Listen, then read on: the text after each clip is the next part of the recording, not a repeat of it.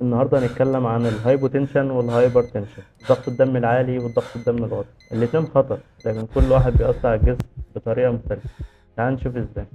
الهايبرتنشن بيحصل لما بيكون الدم عالي في الشرايين، غالبا القياس بتاعه بيكون أكتر من 140 على 90، وساعتها بيسبب صداع وبيسبب زغللة وضيق تنفس ومشاكل خطيرة للقلب والكلى. أما الهايبوتنشن أو الضغط الدم المنخفض هو انخفاض تدفق الدم لأعضاء الجسم، غالبا بيكون أقل من 90 على 60.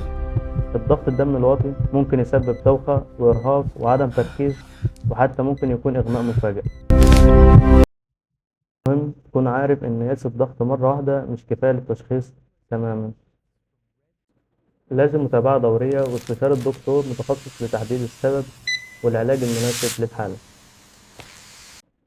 حافظ على ضغطك، لأن صحة القلب بتبدأ من متابعة بسيطة ممكن تنقذ حياتك.